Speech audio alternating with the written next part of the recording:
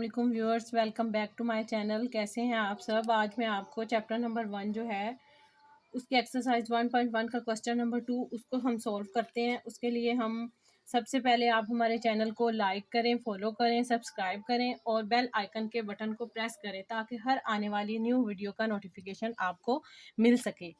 हमारे पास अब हम देखते हैं कि इक्वल मैट्रिसेस क्या है हमारे पास। Let A and B be two matrices. ये हमारे पास दो मैट्रिसेस हैं। Then A is said to be equal to B and denoted by A is equal to B if and only if.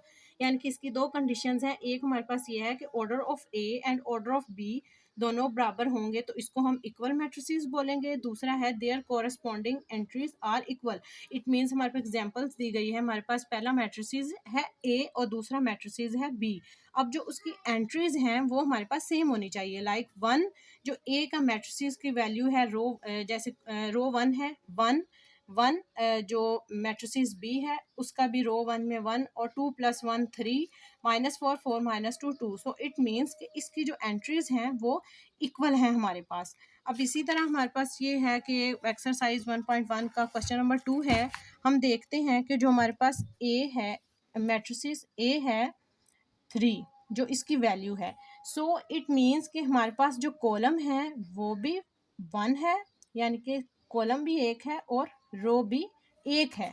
So it means कि इसका जो 1/2 जो इसका ऑर्डर ऑफ 1/1 जो इसका ऑर्डर है, order of matrices, order of matrix 1/1। अब हम ये देखते हैं कि हमारे पास जो उन्होंने क्वेश्चन दिए हुए हैं। अब हमारे पास सी एक मैट्रिसेस है 5 - 2।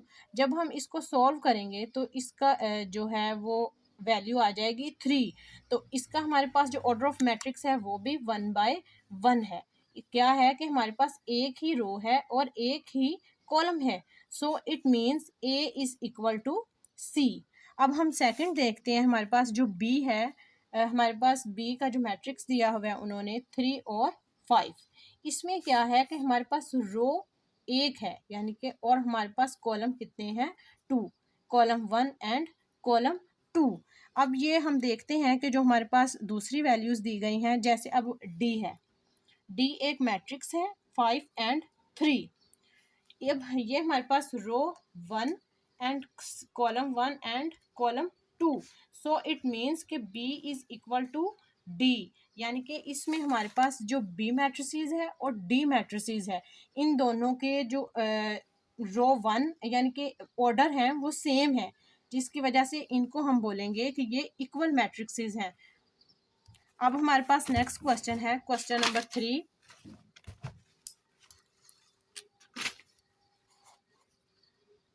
अब हमारे पास क्वेश्चन नंबर 3 है। इसमें हमने देखना है कि हमारे पास उन्होंने कहा है कि find the values of A B C and D which satisfy the matrix equation. इसमें हमने ए बी सी डी की वैल्यूज जो है वो फाइंड करनी है। इसमें देखें, अब हमारे पास है कि A plus C is equal to 0, C -1 is equal to 3। अब ये देखें, अगर हमने सबसे पहले जो है हमने ऐसी वैल्यूज हमने देखना है कि जो हमारे पास सी की वैल्यू जो है उसको हम फाइंड कर सकें। लाइक ये देखें, अभी इसको हम सॉल्व करते हैं। C is equal to 3 + 1। So it means हमारे पास सी की क्या वैल्यू आएगी 4। अब हमारे पास सी की वैल्यू आ गई है। अब हमने जो है, जैसे हम फर्स्ट इक्वेशन है, हम इसको इक्वेशन 1 का नाम देते हैं। तो हम पुट इन इक्वेशन 1 हमने c की value, like a plus C is equal to 0। तो हमारे पास c की वैल्यू क्या है 4। a इज जो हमने c की वैल्यू 4 पुट कर लेनी है 0।